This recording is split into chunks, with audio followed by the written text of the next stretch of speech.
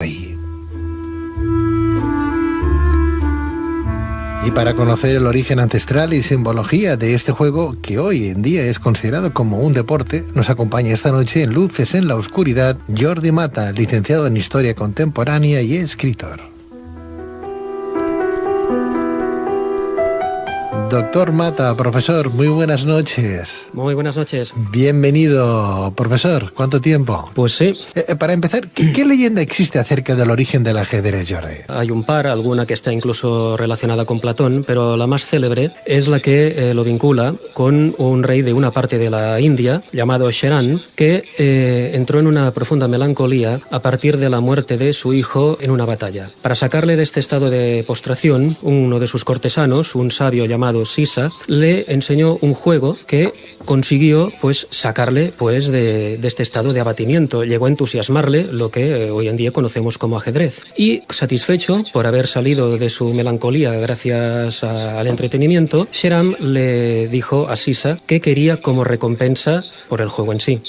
Y entonces Sisa le dijo que quería solo un grano de trigo que se fuera multiplicando por 2 a cada casilla del ajedrez. O sea, en el primero 1, en el segundo 2, en el tercero 4 y así sucesivamente hasta completar las 64 casillas del tablero. Bueno, a Sherán esto le pareció muy poca cosa, hasta incluso cuentan que se ofendió porque daba la impresión de que parecía como si menospreciara su magnanimidad y le dijo que muy bien, adelante, espera que ya te daremos aquí tu saco de trigo y Santas Pascuas, ¿no? ¿Y qué sucedió? Bueno, que pasaba todo un día, pasaban 2 y resultaba que no se le entregaba el trigo a Sisa. Y entonces el rey Sherán, bastante ya enfadado, pregunta a los matemáticos qué es lo que estaba pasando. Le dijeron que todavía que estaban calculando lo que le tenía que entregar. Llegó un punto en que por lo visto casi pasó una semana y por fin apareció el matemático mayor, compareció ante Sherán y le dijo, bueno, el rey, pero a ver, ¿cómo es posible que estéis tardando tanto en hacer el cálculo? No digo, el cálculo ya lo hemos hecho, majestad, pero es que pasa lo siguiente. Para cumplir tu promesa serían necesarias, no tienes suficiente trigo para satisfacer lo que te propone Sisa. O sea, no hay suficientes granos de trigo. Entonces el rey preguntó, ¿pero de qué cantidad estamos hablando? Y bueno, la cantidad, a ver, la tengo que leer porque es que tiene tela. 18.446.749.551.615 granos. Para que a nadie le dé un síncope, para satisfacer la promesa de Sherán a Sisa, eran necesarias las cosechas mundiales de algo más de un milenio, concretamente 1044 años. La leyenda ya tiene diversos finales. Algunos dicen de que Sisa simplemente se conformó con haber quedado como muy sabio y desestimar que el rey cumpliera su promesa.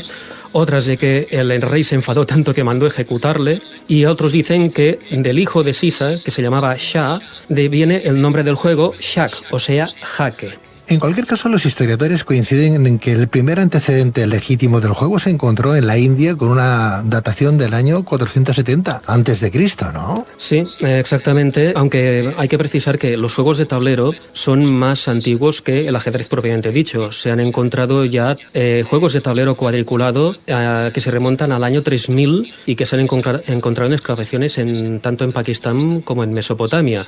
E incluso hay pinturas y bajorrelieves egipcios del 1200 antes de Cristo, en la que se ve a Ramsés III y a la reina Nefertari jugando algo parecido al ajedrez. Pero concretamente, quedándonos en el tema indio, este precedente del año 470 era un juego llamado Chaturanga, que traducido sería 4 reyes, y que lo disputaban 4 jugadores sobre el tablero de 64 casillas, y en las que en cada esquina cada jugador disponía de un rey, un elefante, un caballo, un navío y 8 peones.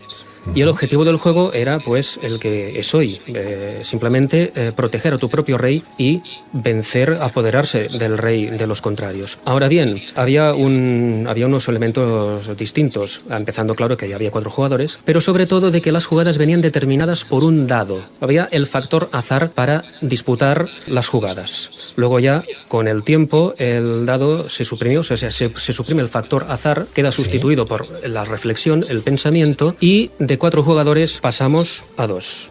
Este sería, digamos, lo más parecido al ajedrez que hay. Ahora bien, ¿cuáles eran las reglas del chaturanga? No se sabe muy bien. ¿Es cierto que el ajedrez fue introducido entonces por los árabes en España o no? Sí, los árabes lo heredan de los persas. O sea, de la India, digamos, pasa a los persas. Y de los persas, que le dan el nombre de shatrang, que shatrang también viene a equivaler a jaque o jaque mate, pasa a los árabes. Y de los árabes pasa a la península ibérica, y más concretamente allí donde el califato de Córdoba tenía frontera, o sea, con los condados catalanes. Concretamente, la primera referencia que hay en un texto occidental, el texto occidental más antiguo en el cual se menciona el ajedrez, es en el testamento del conde Armengol I de Urgell, que en el año 1010 da en herencia su tablero de ajedrez a un convento de Saint-Gilles, que está en la ciudad francesa de Nimes, pero que entonces pertenecía a los condados catalanes. A partir de aquí, pues por ejemplo, ya queda desautorizada pues una leyenda bonita, pero leyenda sin más ni más, que hablaba de que el mítico califa Harun al-Rashid, el de las 1001 noches, le había regalado un ajedrez a Carlomagno, que claro, esto sería irse 200 años antes. Entiendo. Entonces,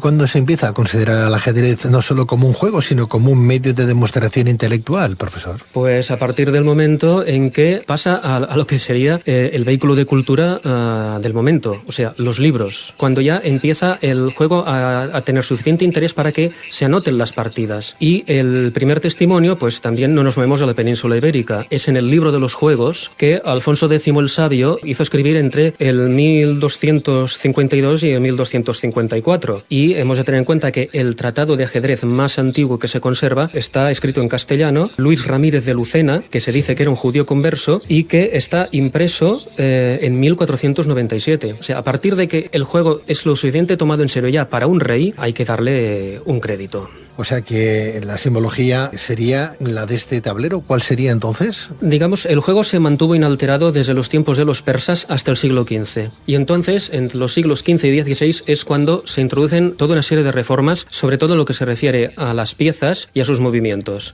Sobre todo hay tres piezas en las que la reforma es muy fuerte. Para empezar, la dama o la reina es la dama o la reina desde el siglo XV. Antes era lo que se llamaba el fasir, era una herencia árabe que se refería al visir. Pero, ¿qué sucede? Una vez que lo pasamos al mundo occidental y teniendo en cuenta el papel predominante que tenían algunas reinas y teniendo en cuenta también de que esa pieza del visir se colocaba al lado del rey, era bastante lógico de que más que un visir fuera una reina quien acompañara al rey. Y además se la dota de un movimiento que antes no tenía, porque ya sabemos que la dama puede ir por donde quiera, tanto en horizontal como en diagonal. Luego hay la pieza del alfil, que el alfil es un nombre que se ha mantenido exactamente como en su terminología árabe. ¿Qué significa alfil? El elefante. Este elefante, que digamos ya no lo vemos, no lo vemos en el tablero como tal, según los países va cambiando. En algunos lugares de Europa, por ejemplo en Francia, tiene la variancia de un bufón. En Inglaterra, al ver la forma de la pieza que tenía como una abertura similar a una mitra, la llaman el obispo, pero más allá de estas cuestiones estéticas, lo importante es que el alfil antes hacía como el caballo, podía saltar por encima de otras piezas. Ahora ya no. El alfil tiene su movimiento en diagonal, pero ya no puede saltar por encima de otras piezas. Y luego la tercera pieza en la que hay una profunda reforma en sí es el de la torre. La torre, en principio, no era una torre, era un carro. Esto también es una herencia árabe porque en árabe se llamaba ruj, eso quiere decir que era un carro de guerra, y de ahí del ruj o del ruk viene el enroque, que es el único momento en que el rey puede moverse más de una casilla. Aparte de esto, pues, ¿qué otras reformas hay? El peón puede avanzar en la apertura 2 casillas en vez de una, y la explicación que tiene, no olvidemos sobre todo que estamos hablando de un juego que en el fondo es de guerra. El peón ya sabemos que puede ser la pieza que es más fácil que sea sacrificada, pero cuando llega al final del tablero es como si ascendiera de grado. Y entonces, si llegas al final del tablero, puedes cambiarla por otra pieza de mayor rango. Habitualmente se suele sustituir también por otra reina, y esto a veces originó alguna que otra situación incómoda, porque entonces el rey parecía como si fuera bígamo, porque tenía 2 reinas en el tablero. Por lo demás, el rey mismo continúa con esa posición, digamos, de debilidad en la que no tiene mayor trascendencia en sí, pero que ya se sabe que si perece, se acaba la partida. Y ya para finalizar, ¿por qué el ajedrez es considerado como un juego complicado, sutil e inagotable? Bueno, del mismo modo que hemos hablado de trillones al hablar de los granos de trigo, las posibles combinaciones del ajedrez numéricamente abarcan un número que puede ser mucho más grande que el de los átomos que hay en el universo. Dicho así, espero que estemos todos sentados para darnos cuenta de la magnitud del caso. Está claro que podríamos aprender todos a jugar. Yo creo que estimularíamos también nuestra mente pensante, ¿no? Ahora no lo sé, pero en otros tiempos en las escuelas habían campeonatos de ajedrez. En mi escuela mismo, y te estoy hablando de hace 200 millones de años, pues hacíamos torneos de ajedrez en las clases y era una manera realmente de fomentar el estímulo, porque es un juego que sobre todo tengamos en cuenta de que, salvo el momento de elegir piezas blancas o negras, como en el chiste de Eugenio, no existe el azar. Todo tiene que pasar por un proceso mental. Bueno, es una forma también de despertar las capacidades cognitivas. Evidentemente. Has de ponerte en la piel del otro, imaginarte por dónde te pueda salir, qué jugada te puede hacer, cómo podrás contrarrestarlo si es que acaba haciendo eso. Tienes casi que pensar 2 o 3 jugadas por antelación. 2 o 3 jugadas por antelación, o sea, con la cantidad de variables que pueden haber de jugadas. Claro, tantos átomos como hay en el universo, ya no te digo más. Está muy bien. El otro día veía un reportaje en televisión que hablaba de gente que han tenido una dependencia y estaban en tratamiento. El ajedrez servía un poco para estimular un poquito esa capacidad cognitiva, ¿no? Que estaba un poco como deteriorada, ¿no? Y es una manera de, pues bueno, de influir también un poquito en esa mente, ¿no? O sea, con lo cual a mí me parece estupendo. Tendríamos que recuperar ese buen hábito de jugar al ajedrez, Jordi. Y otros juegos que también pueden ser estimulantes. A ver, tenemos los elementos. Otra cosa es la voluntad de aplicarlos. Si yo muevo, por ejemplo, peón, rey, peón, dos pasos, peón, rey, ¿qué moverías tú? Igualaría. El primer movimiento, los primeros movimientos siempre tratan de dominar el centro del tablero. Si dominamos el centro del tablero es más fácil desplegar el juego por el resto de la superficie. La batalla por el centro es fundamental, por eso la importancia que tiene a veces tener blancas o negras. Pues fíjate que yo siempre suelo salir con caballos. No hay problema, es que el caballo precisamente, la gracia que tiene es que saltando por encima de los peones también puede dominar el centro. Obligas a que el jugador contrario no pueda poner ese peón central, porque evidentemente es víctima del caballo. Sí, pero bueno, dependiendo de cómo lo pongan ese peón, está protegido ese peón, entonces. No, porque si empiezas con blancas y empiezas con el caballo, condicionas a las negras a tener que irse hacia unos extremos y no hacia el medio del tablero. No le permites dominar el centro del tablero. Muy bien, lo que tiene el caballo es que además puedes amenazar a uno y te comes al otro. Exactamente, bueno, es que esto no lo he comentado. Del caballo es precisamente quizá, junto con el rey, la única pieza que no ha sufrido ninguna de esas reformas prácticamente desde que apareció el juego. He hablado de la torre, del alfil, de la reina, pero el caballo sí que se ha mantenido igual. ¿Preferirías tú que te comieran un alfil o un caballo, como gran maestro de ajedrez que eres? Vamos a ver, numéricamente las piezas valen lo mismo. Las piezas también tienen un valor. La reina tiene un 9, la torre vale 5 y el caballo y el alfil valen igualmente 3. Por tanto... es complicado porque tendríamos que ver, como siempre, cómo está el resto del tablero organizado, por dónde podríamos movernos o dejar de movernos. El caballo siempre es más socorrido por esa función que tiene de saltar por encima de otros. Yo me quedaría con el caballo. Muchas gracias, Jordi, por estar con nosotros. Faltaría más. Y vuelve cuando tú quieras, por favor. Siempre a vuestra disposición. Gracias y muy buenas noches, Jordi. Buenas noches. Que vaya bien. Jordi Mata, licenciado en Historia Contemporánea y escritor.